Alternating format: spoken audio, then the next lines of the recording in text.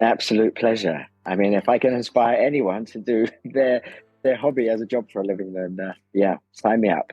Yeah, well, I mean, it was really interesting when you just said that before we started recording. You had mentioned about how many people go to jobs that they don't enjoy. You're very fortunate you've got a job that you love. Yes, and I mean, when I saw your podcast and you reached out to me about it, I was like, it's so true. I've made my job out of my hobby for the last 25 years, and I was at a networking event last night, and I just realized, how many people do a job that they really don't enjoy. So I mean, I've always followed my heart. I had to do exactly what I was passionate about. Nothing really else sort of has fitted. I've always just had that sort of guiding message in guess my heart and my head. It's like I have to do something. If I'm going to apply myself, it's got to be something I enjoy doing. I love that. And I was a gymnast, and that found me in a way. My sister was a gymnast, and she used to come home and then teach me everything she'd learned that day at the gym on the landing, and I could do it just like that. Really, And then she took me into a club, and the coaches saw my ability, and they were like, "Yeah, we've got to get me into a club straight away." And then that's where it all started. But in a way, when I look back at my journey, these things found me. The passion, always the passion, yeah, was at the heart of it. yeah. And I mean, you've talked about the gymnastics there. Just for people who are listening, do you want to tell them what your job is now, what your profession is as an adult, and what you get paid for doing and loving? Okay, I'm a professional stunt man, Wow, and yeah, I get to jump off buildings, get set on fire, hit by cars, avoid flurries of gunfire. wow, Yeah, wow. a Yeah, I mean, let's unpick it all as we do always on Hobby for Lifestyle and go back to the beginning. And I mean, let's follow the journey. As a child, growing up, you kind of already said there about gymnastics. We, where did you grow up? What were you into as a child before you discovered gymnastics, or how old were you when you discovered it? Okay, well, I was 6 years old when I discovered gymnastics, and I'm from Camberley in Surrey, a very small town. But I was just very, I guess I had a natural ability for it, Yeah, and the coaches saw that from an early age when my sister took me to her club, and they saw what she'd been teaching me just literally on the landing and in the garden. They were like, "Okay, we have to harness this." yeah, And gymnastics really, since 6 years old, has been a massive part of my life, and it never left me. Um, it is part of me. And then even when I went to university and I took a slight break after my sort of academic exams, yeah. I was when I went to university, I was still looking to get involved in something, and then gymnastics just spoke to me again, and that's when I got back into it, and I hadn't looked back.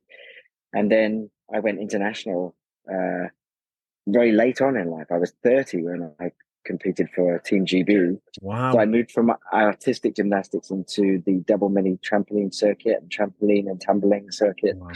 And yeah, that was it was great to be able to wear that cap or wear the tracksuit, as it were. Yeah, I've seen the pictures on your website in the GB tracksuit and one on it to represent your nation. Yes, yes. I mean, that is kind of the pinnacle. I mean, I was never that good. I knew I wasn't going to the Olympics Yeah. or anything like that. But to go to the World Championships in that sector of British gymnastics was amazing, and to represent my country, yeah, a real honor. And it's really interesting because the disciplines that you're talking about there, I've spoke to quite a number of Cirque du Soleil performers, and a lot of them started in very similar disciplines as yourself and went from the tumbling or the trampoline to in the gymnastics world into that performing world. Just kind of stay within the sport, but taking in a different direction, still performing. And it's interesting that you've went down the other route and you've went down the stunt Well, I, coordinator, stunt professional. I think we start at the same point, yeah, with Yeah, the gymnastics, and then it's kind of like a university where you all study the first year as exactly the same subject, and then you all diversify off into your different directions. yeah, When I was getting into the entertainment business using the gymnastics, I mean, that was my tool, really. My physical ability was my tool. That didn't dawn on me to be able to use that until a little bit later, when you realize that that's your edge, because you've got to shine above other yeah. people. So if you've got something you can offer over and above everybody else, then that's what you go with. and you all sort of start in the same pool. I did do the circus route as well. I learned all the circus skills because when I got into the business, I didn't just want to make a living. I wanted to make a good living, and Yeah, that yeah, meant having my fingers in as many pies as possible, where my product was able to be sold, and that involved anything physical. So I got into the circus route. I did the aerial silks and trapeze and wow, hoop. I learned all those skills, and I used those on the corporate market. So it was like there's the circus, there's the real sort of traditional circus, and yeah, then yeah. there's corporate circus, which is a bit more glossy, like in hotels for big company events and things like that. That was more my thing. I have done the traditional circus, and it's definitely not for me. I much preferred the sort of more glitz and glamour of Yeah, I the can corporate imagine. side, circus side, which is this Cirque du Soleil type Yeah, of course. event. And so I did all that. And then from that, again, I was just trying to get this physical product that I had sold in as many different places. Yeah, And I saw the opportunity for going down the stunt route. It was just revealed to me by, people who know people, because back then it was pretty much a closed shop. I didn't know how to get into it. yeah, And you almost had to know someone that was training to then tell you where to get the information. These days it's different, with the yeah, internet, it's all blown wide open. But yeah.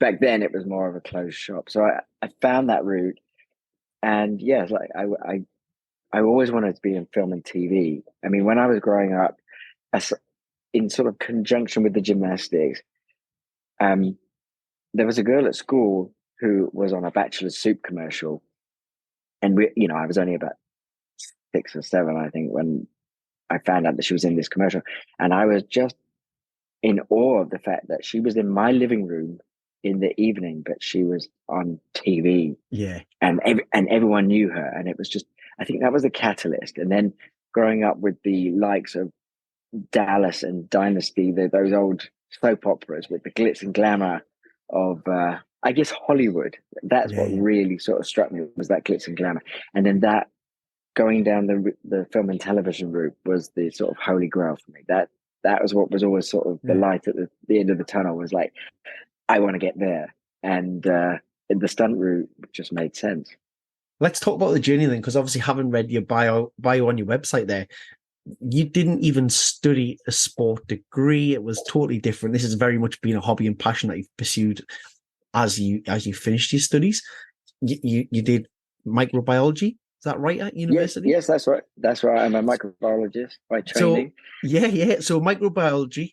I can imagine there's some fantastic routes you can take in that as a professional. Well, yeah, but it was just too sedentary, and I'm far too physical, and I knew that looking down the end of a microscope for me that was just not an option Yeah, for a job. I loved it. I thrived on it, and I did really well. But yes, I just knew, in my final year, I did a project on fungus. Mycology was my sort of area of expertise. And the sort of trial and error of experimentation was very difficult. You spent hours in yeah, a lab. It just didn't speak to me as something I could do for the rest of my life. I needed to jump around. I was far too physical. yeah, yeah, So although it seems like it was a sort of dead end and a wasted journey, that academic route, it wasn't, because later on in life, which I'm sure we'll get round to, I have another passion, which is wildlife and science. And I've yeah, actually, now it's come full circle, so that I've created and produced a show on that um, very subject. So it's never wasted. It's just in the background. yeah. I just had to do the physical passion first, Yeah, you as don't it know when were. those things are going to come to fruition and when they're going to benefit you later on, do they? You could do a degree that you might not use for 10 years, then all of a sudden it comes back to serve you well. And so we Right. will get to that. But you finish university, you've realized that actually the degree that you're doing, it's no longer a job option that you want to explore. You want to keep going down that physical route. What were the next steps for you? So the next steps for me, once I finished university, obviously I continued with the gymnastics, Yeah, and I was part of the varsity team. So I was still training. I was still getting better, as it were, because I got back into the gymnastics later on in life, and I had a new strength in my body that I didn't have before when I finished the gymnastics. I'd matured a lot, so I was even I was getting better, and it was while I'd finished university, I needed a job just for a job's sake, and I got a first class honors in microbiology from the University of London, and every job I went to would turn me down because because it was a pretty menial position I was going for. That so they'd see my degree and the level of it, and they'd be like, "Well, you're never going to stay here." So I found it impossible to get a job. Yeah. So eventually, I got this job in an insurance company. I know this sounds like a very random, and I've gone off the subject, but it's not. It will make sense eventually. So I got myself a job at this insurance company because they were the only people that would take me on. I lied and said I didn't really want anything to do with my degree. I just wanted to, learn the ropes of from the ground up in this insurance company, because that actually is what this CEO that was interviewing me had done. So I sort of spoke to his alter ego, as it were, Yeah. and he thought, yes, I'd love to, guide you through that process. Anyway, it was the most boring job I've ever done in my entire life. I was like an empty shell going to work. It was mind-numbingly boring. And it was during that job that all I could think about were these dreams I had in my head of being in Hollywood and on TV, and all those little dreams I'd had in my head, which were just that, dreams that they took over because the job was just so boring. And if that was going to be my life, going to work every day, I just couldn't do it. Yeah. And literally, I packed my bags and I went to Hollywood. Wow. How old were you when you packed your bags to go to Hollywood? I was 22, and it was the most ridiculous thought, but it was just overwhelming at the time, and it's all I could do because these dreams were just becoming louder, these voices almost. And I packed my bags, but I realized in hindsight was the most ridiculous thing you could possibly do. I didn't have a working visa. I could never have worked if I had, been offered something. It was just this. I went off on this journey, but in a way, the journey did cement the fact that I wanted to be in the entertainment business, and I wanted to be on TV and in movies, because I told a few fibs when I was in Hollywood. I managed to get myself an agent because, of course, you get turned away if you don't have the right work papers straight away. So I said, yes, I did. Told a few white lies, and I got an agent, and they sent me off to a casting for a telephone company. It was called Pacific Bell back then. And I went to the audition, and all I had to do was a standing back somersault. But it was it was like someone slammed the door, it was, yes, this is what I want to do with my life. And even though I couldn't have worked if I'd got the commercial, that whole journey just cemented that I was on the right road. And although I couldn't work in Hollywood then, I was going to make it happen somehow. And, fast forward the clock down the road, it did happen. And, through all that journey and the films and the TV and everything that I did, it then got me my green card to be then able to work in Hollywood and, make my dreams come true. It's amazing, and we are 100% going to keep exploring. But at 22 years old, what was the reaction of your family and friends when you said, "I'm packing up, I'm going to Hollywood to become, part of this whole Hollywood scene"? Well, my dad was always very free spirit, really. I feel like he was quite a frustrated soul until he was an airline pilot, so he was up there in the clouds himself. Yeah, and he was always very a dreamer, and he was always very supportive of anything that I wanted to do. He was just worried I might not make a living at it, which was something that was, his sensible side.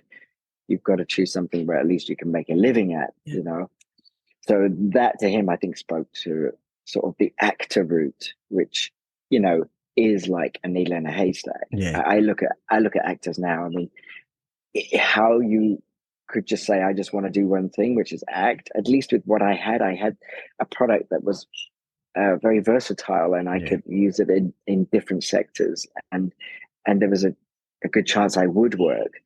So it wasn't quite the same as that.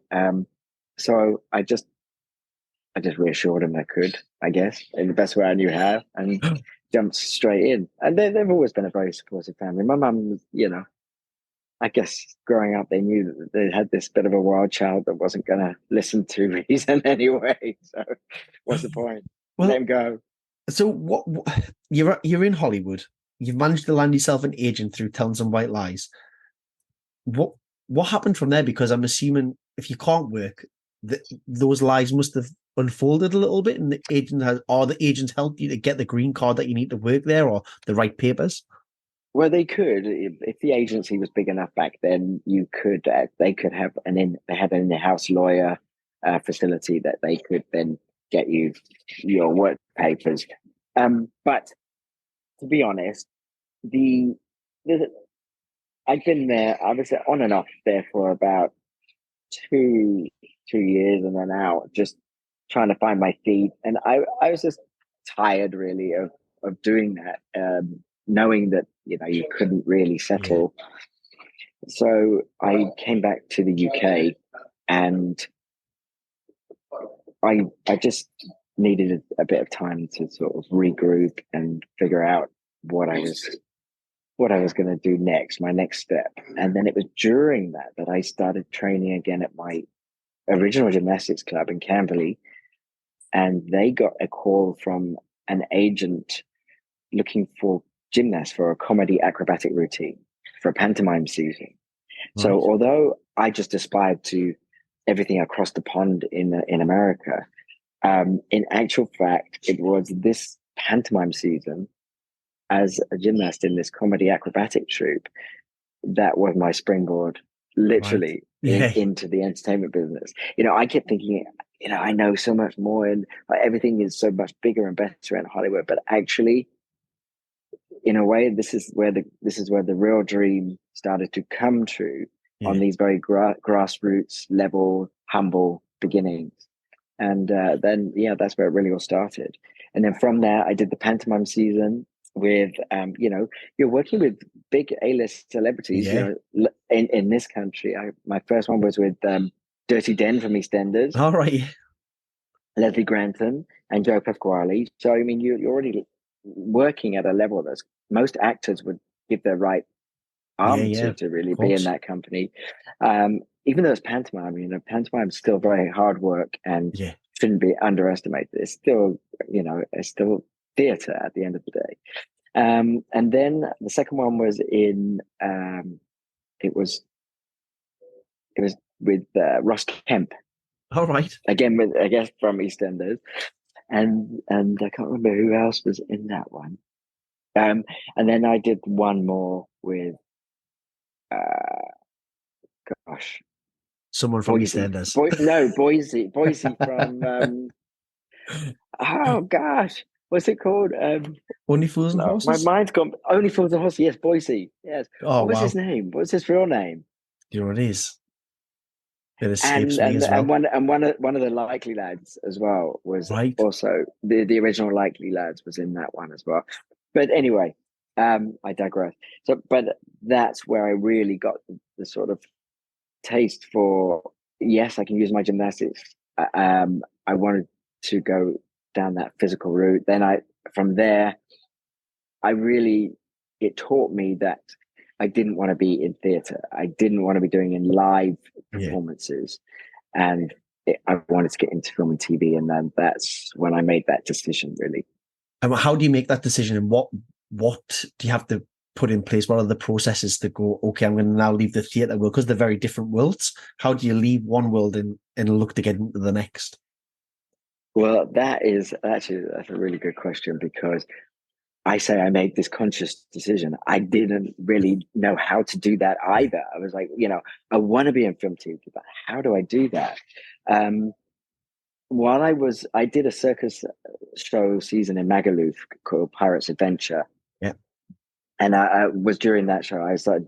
I just got hold of Contacts, which is a book that has all the agents and extra agencies in the country, and I just wrote off to them all to try and get even extra work just to Yeah. get my foot in the door. I mean, you have to start somewhere. So Yeah, of that's course. really where I started.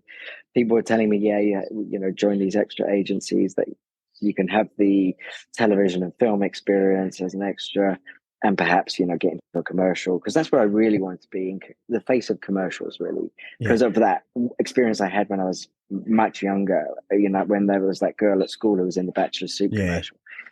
That's where I really had my sights set on. But, I joined these extra agencies, and that gave me the taste for the film and TV. And yes, I felt like, yes, that's where I wanted to be, and on the right road. And it was just during these audition processes and going to castings that I met up with another stuntman, and he told me about the British Stunt Register. And that's when I started to look into that, really. And Okay. that's where it first was sort of revealed to me, and then I pursued it myself. Wow. And what was the first stunt role that you got then? Can you remember it? Yeah, it was London's Burning. Oh, wow. London's Burning was my first ever stunt job, and then I did Casualty after that. Wow. Amazing. I mean, I Yeah. think everyone, certainly in the UK, will know both shows really well. And Casualty still going, or did it finish just a couple of years ago? Oh, I don't know. I thought it was still going, but It might be. I knew maybe it was not. one there. Holby, was it? I can't remember which one of them. But wow, two massive shows here in the UK. Is it a case of once you do one and you do a good job, then all of a sudden your profile's raised and you start to get asked to come along to the next thing, and that auditioning process becomes a little bit, I suppose, a little bit easier?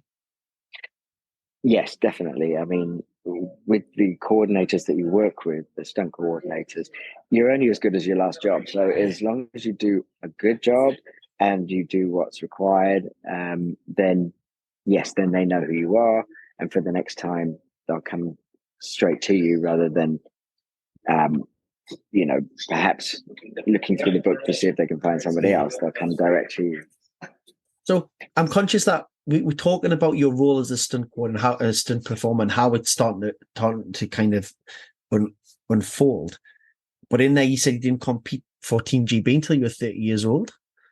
Yes, This must be in and amongst starting your stunt performing career. it was. Yeah. No, I was then still training, and yeah, I was on a movie called Agent Cody Banks too, with Right. one of the S Club 7 girls. Oh my gosh, I can't remember her name. And Frankie Muni. I was doubling Frankie Muni, who was a Right. huge star in the States from Malcolm in the Middle. Yeah. Yeah. And it was doing that job that I was selected for the World Championships for the 2003 team for Was that to represent kind of Great Britain. expected? No, I mean, I was always, I mean, like I say, I was 13 and I was competing against people who were like 14, 15 years Yeah. old. So, I was a bit of an anomaly. So it's not what I expected, but I was just, again, I was passionate about sport. Yeah. I always pushed myself, and I wasn't ready to hang up my gymnastics handguards Yeah. or, Yeah. gymnastics attire until I'd really achieved something that I was happy with. Yeah. And I got to a point where I was actually, okay, I've reached it. I can happily move on. Like with the degree, with the Yeah. microbiology, I got my first class honors. I was happy. This is as far as I wanted to go, and I could walk away. And then when I wore the GB tracksuit, represented my country internationally, I was like, okay, I can walk away now. So yeah, How did you get on at that's international me. tournaments? You did okay, didn't you, at international tournaments? I did okay. I competed, and I just, and the main thing is just being there. I Yeah. mean, because there's not a lot of people that manage to get to that level. No. But I'm now working with people who were, in the Olympics and things like that. But for me, I just knew it was never going to be my Yeah. journey Yeah. in that respect.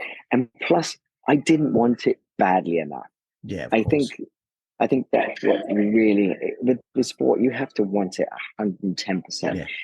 And there were a lot of things in my training. I didn't have a coach for a long time. So I think the inspiration and the motivation and enthusiasm did dwindle slightly because of those fallow periods where I had no direction because no one was directing me. I've Yeah. always very much relied on my own personal internal motivation to get to that level, which I did all on my own, really, without a And coach. I suppose the technical aspects of things as well, because you might be doing something and think you're doing it correctly, but you might actually be practicing a really bad habit. So by the time you get to a certain age and you get those GB coaches trying to change things, not that it's impossible to change, but it almost becomes very hard to change something that you've all Absolutely, constantly gosh. practiced. Yeah, that's a really good observation because I actually went into double mini trampoline from a gymnastic background, which is a completely different technique to Yeah. trampolining, which is very much, getting height and everything is done very slowly and elegantly in the air by getting as much height as you can using the bed of the trampoline, whereas gymnastics is using the floor basically and trying to get round and land on your feet as soon as you can. Yeah. So the two did not mesh brilliantly, but I learned and I was good enough to make it Yeah. It's to to phenomenal. to that level, using what I had. But nowadays, I mean, you just couldn't really. You would have to come in from a trampoline background because the skills that they're doing, it's otherworldly. Oh, I mean, it's yeah. absolutely amazing. Phenomenal. We've had Bryony Yeah. Page on the podcast, and Ah, she's, okay. like superhuman, isn't she? Yeah, yeah. Didn't she just win the world Just won another championships? world championships. Yeah. Yeah. Yeah, phenomenal talent. Okay, so you've represented GB. You are How now how working. how Sorry, did go. sorry, how did you have Bryony on the show? I mean, did it just again doing Very things you love? similar. Reached out and just asked. It was just after she'd competed at the Olympics, and I just said, would you like to come on the show? I do very little research on anybody either. I just see someone who I think, wow, what an achievement, or what they're doing is really cool. And, you know, some people get back into it, some people don't. You see that, yeah, because I look at them and I just go, although I've accomplished a lot in my life, I look at that and go, wow, she's Yeah. just that's just Oh, like, I wish, I wish, I wish. you sit here, you see a lot of people talk about imposter syndrome, and I sit here sometimes talking to people whose achievements are just kind of, for me, otherworldly, and sit here, but it kind of, one, very grateful that people like yourself agree to come on a podcast with somebody who's just a little unknown, and then also too fortunate just to listen to other people's journeys and be inspired by them myself. Yeah, yeah, because I've always found inspiration from other people's stories. I really have. So many times. And that's why I actually wrote a book, to be honest. I Wow. have written a book. Um, it was more along the lines of a beginner's guide to, because my career has touched on so many different Yeah. facets of the business. But really, it was not. I think it's one of the most unselfish things you can do. It's because to be able to put your story down. And like I say, I found so much inspiration in other people's stories. People can draw on those, even the hard times. Those were the most inspirational parts. Getting Yeah. through it, pushing through it, injury, coming back from injury, and yeah, I'm very much inspired by other people. So, and like someone like Bryony, I mean, that's amazing that she's accomplished. And even today, when I'm training, trying to keep him fit, because I'm 52 nearly now, but I'm still going, Yeah. um, jumping off buildings, yeah, and setting myself on fire. And every day is hard. You have to still keep working at it. Yeah. Nothing comes easy. And I'm on the cross trainer every day, and I watch the gymnastics championships. Yeah. Usually as my inspiration. I see Rebecca Andrade running down for the vault, and I'm going as fast You're as I running with can them. with them. Yeah, as they do the vault. Stand on the exercise But machine at the end, hands up in the air. Yeah, that's me. absolutely, but again, it's that inspiration by what others do and their journey and their story, which is so powerful. And when you reached out to me, that spoke to me really, and Oh, to well, be able to try appreciate it. and do my little bit for anything or anyone, that helps. Yeah, 100%. It's one of those things. If you benefit even one person, then it's been worthwhile. And that's very much the idea behind the podcast. If it benefits one person who's listening, then it's been worthwhile recording for me personally and sharing that Absolutely, journey and yeah. learning. Okay, so we're in the world of stunt performing now. and we obviously know you've went on to do so many things. Stunt before, but you were talking about the advertisements and the commercials. When did those opportunities start to present themselves? I'm assuming that obviously the more your face gets known and you've got a Well, face yeah, for it. it's crazy, and like those famous proverbs, it's all about the journey, not the Yeah, destination. And but by following my heart, going on this journey, the dreams that I had in my head, which were just that, dreams, unattainable, I thought at the time, just crazy nonsense that goes on in your head, have all come true. And I find that almost wow. yeah, It doesn't matter. Okay, yes, it wasn't, I'm not the face of a huge movie franchise, or you wouldn't know me, but I those dreams came yeah, true nonetheless, which, sometimes it's not how it happens. It might happen to a greater or lesser extent, but they still came true. And I find that still today amazing, like how it's almost meant to be, by following that passion, by being inspired and just having the courage to walk that path. It unfolds, and I've done all the things that I was in, that were in my head growing up as a kid, and even the most far-fetched ones. I've been the face of TV campaigns. I've had photographic campaigns go worldwide. As I'm only 5'6", so to be like a model, as it were, with, yeah, yeah, but always using mainly my physical attributes that got me to those positions. But it's all happened. And yes, you can compare yourself to a celebrity or a star, and you're like, well, you're nowhere near that. But you have to still acknowledge that it happened nonetheless, and you got to it in your world and in my world. It's still the same thing. It doesn't matter how big or small the achievement. You did it, and you've got to give yourself a pat on the back, yeah, because this business is so harsh, and people fall by the wayside because the insecurities within themselves and the insecurities of the business. It's tough. yeah, yeah. So don't be too hard on yourself. Give yourself a little pat on the back for the things that you do actually manage to achieve. Yeah, I mean, if you look at some of the movies that you've been part of and starred in, I think there are questions often asked in just society, isn't it? Would you rather be famous or have money? Like, I know this isn't a fame or money thing. This is that everybody knows you kind of thing, where you don't have that privacy anymore. I suppose you get the best of both worlds. The fact that you get paid for being a performer, you get to be on some absolutely massive movies, and then you still get to live your everyday life as a normal Yes. person. Where, Yeah, I mean, look, definitely. you've been on things like Maleficent, Mission Impossible, Wonder Woman, Justice League, the Marvels that's just been released. I was certainly Justice League took me because Superman's like my favoriteest thing ever. I love Superman, and I think Henry Cavill is an amazing Superman. So, Yeah, he's great. oh yeah, absolutely. So, let's talk about those things. When you just talked about the podcast and stuff there, and if it helps one person, and how did you get that person on a show? I, on a very smaller scale, well, not a smaller, different scale actually, because to me, when I talk to people, that they are the superstars. They're the superstars of the podcast. That's why I asked them to come on. You're dealing with what the world sees as superstars. When you look at some of the famous actors who have been in, it's A-list Hollywood stars. Um, let's talk about some of those movies, and actually, when did the first opportunity to move to Hollywood present itself for you? So, like I say, I was in the pantomimes, and then getting into the stunt world, and then every job that I did using my physical um, ability, because I was also a diver.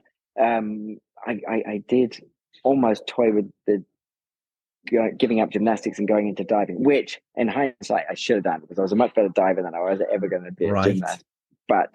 But I didn't, and I went down the gymnastic route. But I still kept up the diving, and that's been a big part of my life. And I've done many of the best jobs I've ever done are because of my ability to work at height and Yeah. jump off things and fall from height.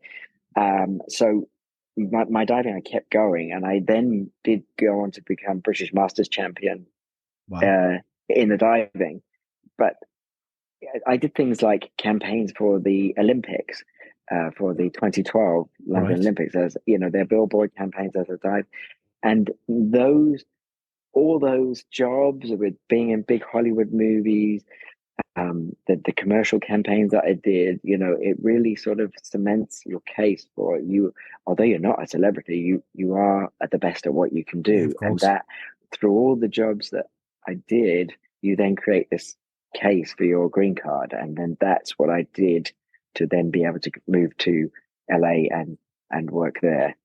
And what was the first big opportunity that you got out there, where that Well, Hollywood dream that really became a I, reality? again, that is a bittersweet. You be careful what you wish for. You might just get it. Yeah. It's that one. So yes, it was everything that I wanted it to be, but it didn't happen the way I wanted to do. When I got to Hollywood, it was very hard to break into, in terms of there are so many people doing what you do. Yeah. So Yeah. I had a very humbling experience of them being almost having to go back to scratch and doing extra work. And Yeah. that was very difficult from working on huge movie blockbuster franchises like Harry Potter. I'd Yeah. done the Harry Potters. I Wow. thought that I deserved better than that. But then you're in a place where you're nobody and no one, Yeah. And the and talent pool also must be much deeper as well. it's huge. But also the fact that you have a sort of level of entitlement, but people don't like you coming into their space Yeah. Yeah. and saying I'm the be all and end all. You should hire me. Yeah. They're Yeah. like, yeah, get lost, mate. There's a lot of other people who live here, Yeah. Yeah. as it were, and you're seen as taking their job. So it was a really difficult experience. Does it However, I imagine it having knocks said your that, confidence? Oh, sorry, go on. Yeah, go on. oh no, yeah, that's a good point. I mean, I don't know how long you got. I can talk for Great Britain, Let's go. but it's. I'll just carry on. So the first really big job I got was for he's the voice of um my God, now my mind's gone for it. It's called the series was called John Benjamin Has a Van, and his name is there's a massive like animated series in the States. Can any animated bit? It's not like South Park, but it's a bit like that. Family Uh Guy. no, it's a Um, oh my gosh. You would know it. It's huge, and now this is my Alzheimer's here, showing my age. I cannot remember. Anyway, I remember the series. John Benjamin Has a Van, let me and have a look. part of the series was I was doubling him in this show, and this is my first job in Hollywood. I'll never forget it. It was just amazing. Driving to the set with the Hollywood downtown skyline Really? was, yeah, again, one of those moments where you realize your dream has come true. And I had to do. He escapes from hospital and he does these backflips along the road in a hospital gown, being followed by a helicopter, and it was just so amazing. And part of that episode, it was like an obstacle course that was involved in it, a parkour thing, and it had celebrities taking part. And I mentioned earlier that Dallas was one of my huge inspirations growing up, and Lucy Ewing, who played Lucy Ewing, Right.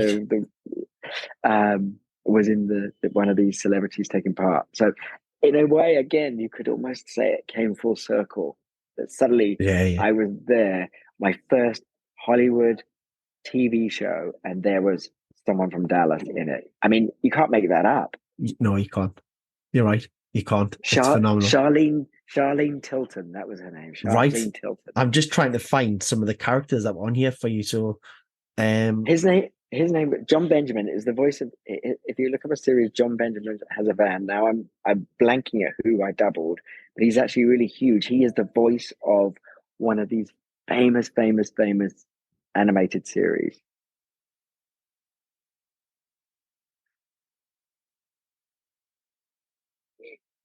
Yeah, it was again. It was like I said to myself driving back. that night, and I was actually quite tearful because I remember looking in the rear view mirror as I was going back, and the sun was setting, and it was like, I've done it, I've done it. And I remember saying to myself, if I never do one more job in Hollywood, it doesn't matter Yeah. because I achieved what I set out to achieve, and that was almost more important than what was to come later or anything else. Yeah. And I think that was quite a good sort of philosophy to live by, because then the expectations of whatever came was just an added bonus. Yeah. Because when we were talking about, you said something earlier about it basically the pressures that I put on myself and living in Hollywood, I made myself sick. I was because I thought I had to make it. I've come this far. It's the dream. I imagined my career would go off onto this exponential curve into the dizzy heights of whatever was to come, but it didn't. And I put this huge amount of pressure on myself, and I became very sick. I was vomiting for no reason. I was having diarrhea constantly. And I didn't. I just thought something was wrong with me. I thought I had like a disease or something. And then I got a call back in England. Actually, it was to go to Italy to double Charlie Rowe, who's quite a big actor now. He was in that Elton John Rocket Man movie. Yeah. And I doubled him as a kid for a Peter Pan that was filming in Italy, Wow. in Genoa, in Italy. And as soon as I stepped on that plane to go off and do that, I had no symptoms. Wow. I was literally, through the anxiety and the stress, making myself ill because Wow. of the pressures that I put on myself. And you mentioned it earlier, how does that sort of manifest itself when you're in Hollywood? The pressures you put on yourself. How do you manage that? Well, I made myself sick. Yeah. And I didn't even realize that I was until I stepped on that plane and everything vanished. Yeah, and that's what I was going to say. It was, you're talking about being a humbling experience when you get there because you've done so many great things here in the UK. Then you go into the US, where it's not your home nation, and all of a sudden you probably have to go in there with an air of arrogance about you as well to make it. I can imagine, and I like arrogance, by the way, if it can be justified. I think arrogance is needed. It's part of the course. But going over to America, how you're talking about that anxiety making you feel sick, but there must have been something within you that kept that level of confidence up as well, because as you say, it's probably a very humbling experience, but the experience you've got from the UK and some of the things you've done, you have to carry that, and you have to, even if it's a facade, you have to project that image in order to portray Yeah. that confidence. And I guess the confidence came with the fact that I never stopped training. Yeah. So my ability was never in question, which I felt was important, especially when you do something on a physical level, because there's no point saying you can do something and not being able to bring the goods to the table Yeah. when the time is right. I know a lot of Hollywood is like that. It's just not me. Yeah. I'm not a blagger. I can't do that. It's like, people that hang around with the right people just to be Yeah. with the right people. It's never been me. I wouldn't be true to myself. So I would come a cropper anyway. So the fact that I was in Hollywood, yes, you have to big it up, and I play the game to a degree, but I still had to do what it said on the tin. So for me, my training was my confidence, my ability. I kept going. I just keep pushing because that is what I've always been about. I mean, if you listen to this podcast and you listen to the story, that it was always because of my gymnastics and Yeah. always because of this passion of being following my heart and being physical that led me to this point anyway. So I just kept feeding into that. And yeah, sure enough, it all came true, but it's hard to hold on during those times. Yeah. I mean, what's been, we look at that list of films or movies, whatever you'd like to call them. I realize with the Geordie accent, film never always sounds like I'm saying. I couldn't be a voiceover for anyone other than probably Ant and Dec or Gaza. So, or Cheryl Cole. yeah, well, maybe. Yeah, there's only people in the UK will get that one. Those references. What was? Can you choose out of the movies that you've been in one of your favorites to work on it, and give a reason why? Oh my gosh, yes, that's easy. Oh, really? Um, so the movie business is not glamorous at all, regardless of what anybody says. There are moments of glitz and glamour, which it's usually dark, dirty studios, really long hours. It's all make believe and green screen. It's never, as wonderful as you think. However, the additional photography unit on the Golden Compass Right. was glamour from start to finish. So I had a really great little fight scene with Daniel Craig. So that was Tremendous. awesome.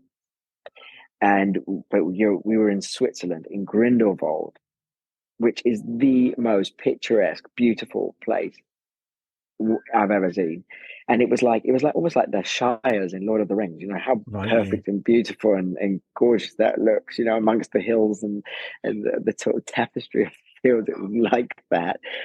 And we would get picked up from the hotel every morning by helicopter Oh, sounds and horrible. flown up. Yeah, I know. And flown up to the top of the Grindelwald Glacier, and Wow. even just arriving at the base camp on the glacier, it was like a Cirque du Soleil tent. It was so beautiful Wow. and just wonderful. And then on that job, I got to do the most brilliant stunts. I was doing ice slides down glaciers, big high falls off the end of the glacier, and I was actually nominated for a World Stunt Award on the back of Wow. that. So it does have a a huge pride of place in my sort of catalog of films of doing it, and Yeah. it's Yeah. it's definitely probably one of the best film experiences just because of how glamorous it was, and everywhere you looked was a picture postcard. It was beautiful. It was fantastic. Wow. No, that's amazing. And I think people have that, especially in your role. People who are listening might go, "Do you ever kind of get starstruck?" These people who are deemed Hollywood A-listers, what are they like? Without naming anybody, but what are they like as people? Because you're Well, just people at the end of the day. that's absolutely it. We all just when we cut, we all bleed. They are just people, and I think a lot of the business is the problem. We blow smoke up these people's asses, so to speak. Yeah. We put them on this pedestal. They're not necessary. They're just people, and that's the crazy thing. It all gets as a business out of hand. But when you're working with and it depends on the individual. Maybe they'll let that sort of go to their head, and that's when they want their crystal in the dressing room, or they treat people badly. But the people I can honestly say that I've worked with, I mean, they are just people and incredibly talented. Like Tom Cruise, working with him on Mission Impossible and Edge of Tomorrow. What a phenomenal stuntman he is in his own Yeah. right. And the dedication to his craft. And, he's been doing action movies for over 30 years. And Yeah. yeah, he's a stuntman in his own right. And he was you hear horror stories, but I've only seen him as a very genuine, normal person. I'm sure he has his moments, as we all do. Well, yeah, Uh, everyone you has an know, off day. Brad Pitt on World War Z, very nice, very ordinary, very encouraging. Nothing Yeah. crazy. And I've worked with more like Tom Hardy, doubled Tom Hardy for a Hyundai commercial. He's a lot taller than me, but when you're jumping off a cliff, it doesn't matter. Yeah. Yeah. You can make it work with camera angles. Cillian Murphy, I've doubled most, and what a super normal Yeah. chap he is. I mean, he was always just very humble, and he always appears to be. He's that way. He sort of keeps himself to himself. He doesn't let the business affect him, Yeah. or he didn't do. So I doubled him on In the Heart of the Sea and Sunshine. Um, Robert Carlyle, very nice. Uh, yeah, I mean, I can't say I've met anyone who's crazy. Yeah. Crazy. I mean, Yeah. I've just been working on Wicked with. Uh, Wow. oh my goodness, now her name's gone. Ariana Grande. All right. Okay. She'll kill me if couldn't remember her name. Yeah, I mean, she seems very nice, and all of them. I can't think of. There's no horror stories anyway No. from my Ah, from my perspective. no, it's phenomenal. What is next for you on your journey? Well, so I mentioned earlier that I my passion has always been with wildlife and the natural world. Yeah, Hence my degree in microbiology and animal physiology. Well, I want to give back. I mean, this is the thing, the entertainment business is all very well, and yes, you can say that you are entertaining people, but it's all quite vacuous. And um, it's great that we have these things on our TV, but personally, I would just like to give back a little bit. And it was it was doing a show in South Africa that I was co-hosting a segment on teaching the host how to do stunts. It was called Top Billing, and I was working with Jeannie D. And there's a story that if you got time to hear it, let's go for it. Let's go for it. okay. So the friend of mine was the director, and he was looking to do this segment, and I came up with this. Okay, let's teach the host how to do all these things. So she would set her arm on fire. I'd set my whole body on fire. She'd do like a little jump off um, a shed, and then I'd do one from the top of a building, and then she'd meet me, and I'd get hit by a car. She'd be driving it as she hit, I was on the way to meet me. It was that kind of scenario. So lots of action, lots of stunts, and I turned up in Cape Town to do this whole episode, and she was like, I can't do today. Um, I'm having my nails done or something like that. I wanted to hate this woman. I was like, I've come all the way from England to this show, which I'm basically being paid nothing for, really. And you're telling me you can't do it just because you're having your nails done. Anyway, I wanted to hate her, and she turned up, and she turned up in high heels. I said, "You do know we're doing stunts today, don't you?" And she's like, "Yeah, yeah." And she this kind of like booby, low cut top, and she was gorgeous, I have to say. But I mean, it's just like, what, what are you thinking? And I wanted to think, you just want to think you haven't got a clue. But Yeah, she was so up for it, and she was really. so good, and we just bonded. And I ended up loving her, not hating her at all. And she was so good on the episode. But she was obviously the host of the show, and it was watching her while we did this whole behind the scenes, making the show. And again, the same feeling I got when was to get into stunts. Remember, I told you about that Yeah, commercial I went in the States, and it was like that overwhelming sense of someone slammed the door, and you're going, "Oh my God, this is what I want to do next." Well, watching her present the show and being a presenter was what it. That was another moment like that. Shut the door. It's like yeah, yeah, this is what I want to do. Because it was educational. I was giving back a little bit, and I was really sort of um, doing something useful. I felt yeah, constructive, yeah. Of course. whether it was teaching people how to do stuff.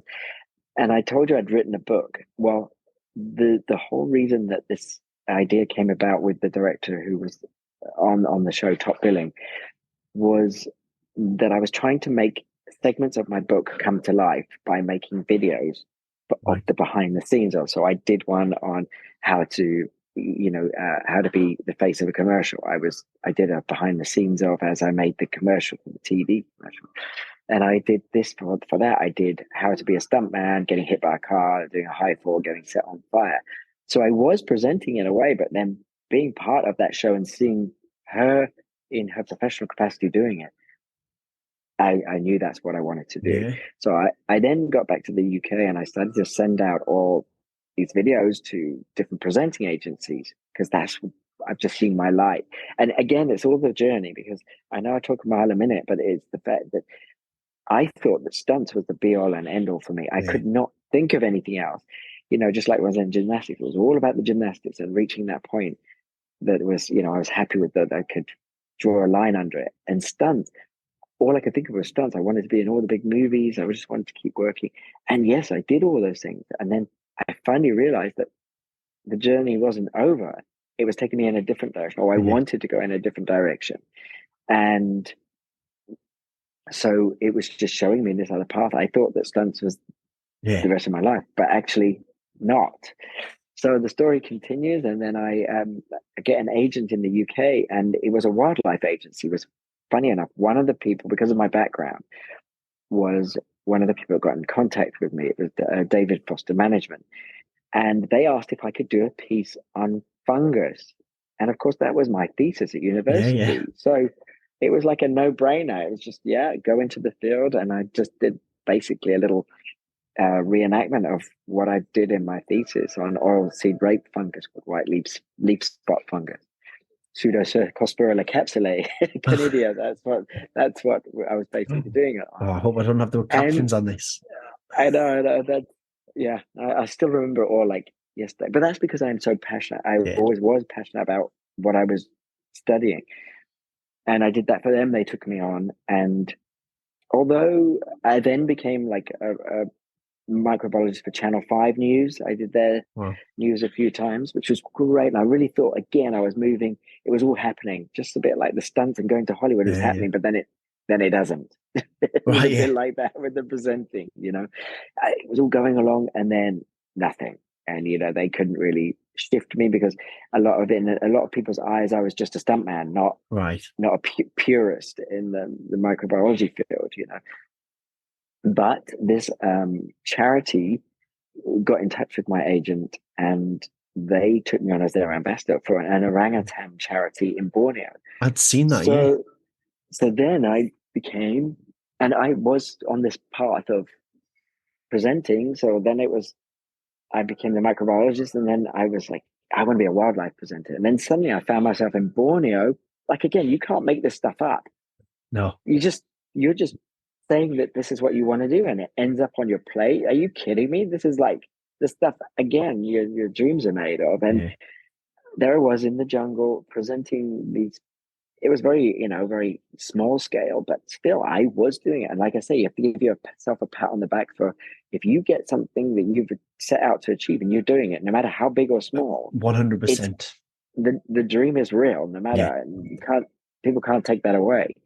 And there I was in the jungle presenting all the projects that this charity delivered, um, and I was working with animals, and it was during that experience that I had almost like a reawakening with nature and the natural world that I it always been there because I was Yeah. when I was growing up as a kid, I had every animal under the sun as a pet.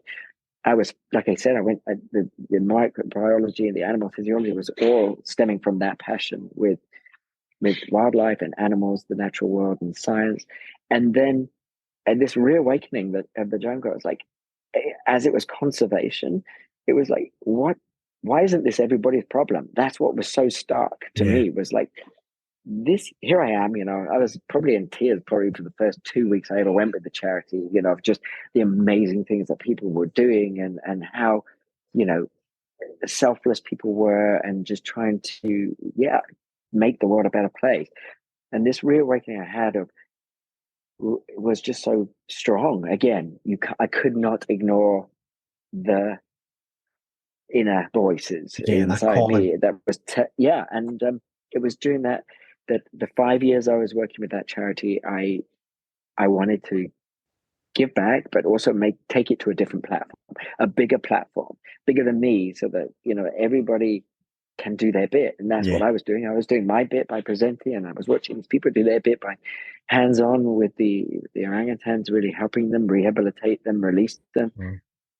And that's when I started to write the concept of this show.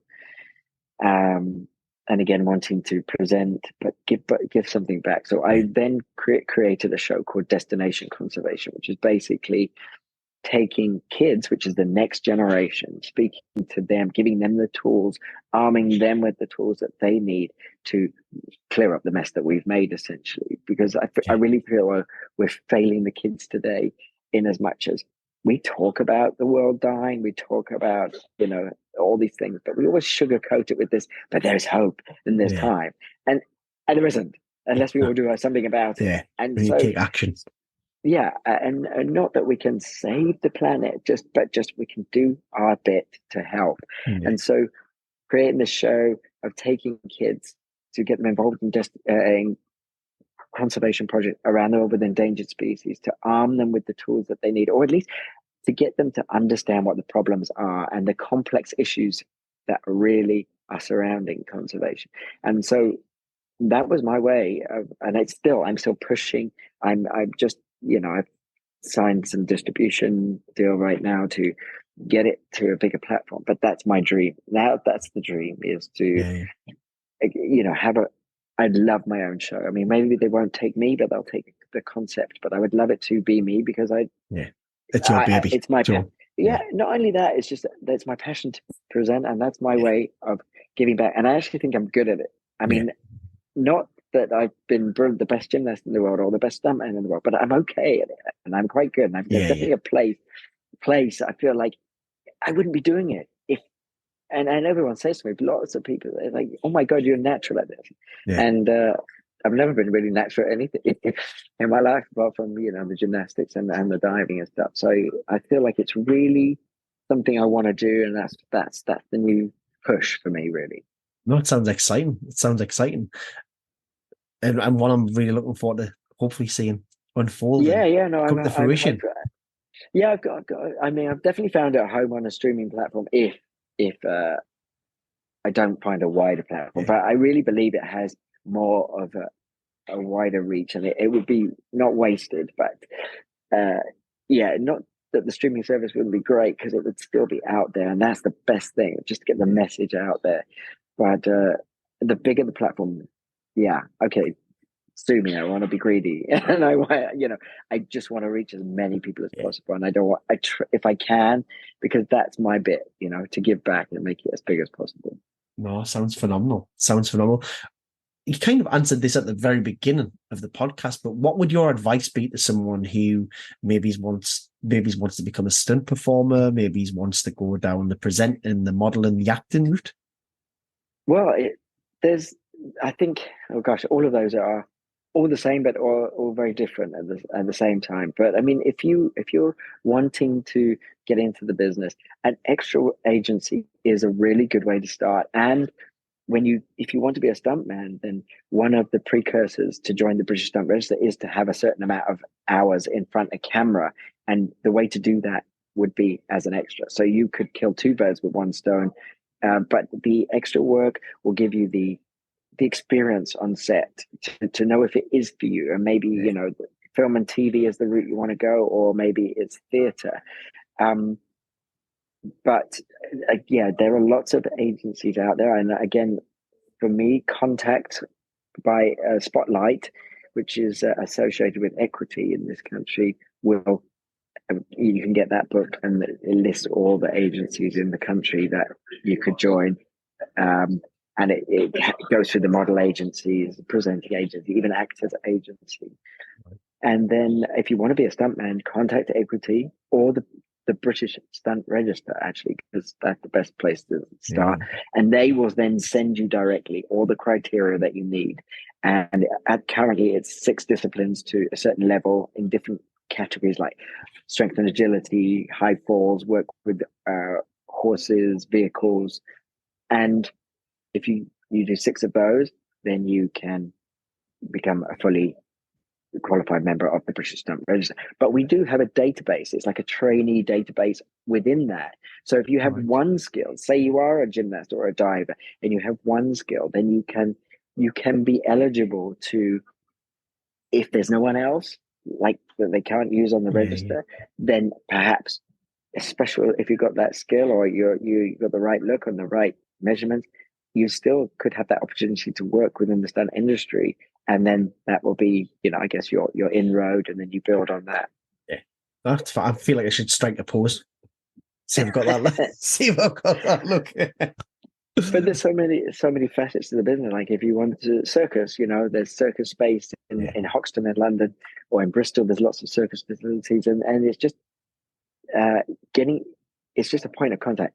I think a lot of it is just not knowing uh, where where uh, where to find these yeah. Of places. course, you don't know what you don't know, do you? So it's about Yeah, highlighting it and just researching. yeah. So that's a good point to start. But also just do what you're passionate about. I mean, that's easier said than done, but Yeah, this is what the whole podcast is about. I followed my passion. I could not think of doing a job that I was not. happy about. And now, yes, I get paid to be a big kid running around with guns, jumping about every day. Obviously, it's not all glitz and glamour, like I Yeah. say, and there's hard times as well. But I do what I enjoy, and that for me is, yeah, that's what it's all about. You do so No, much of your, it's amazing. you spend so much of your time working and your whole life working. You got to enjoy what you do. Of course, totally agree. Nicholas, thank you so much for coming on Hobby of a Lifestyle. It's been an absolute pleasure to have you on the podcast and to learn your journey. Okay, thank you.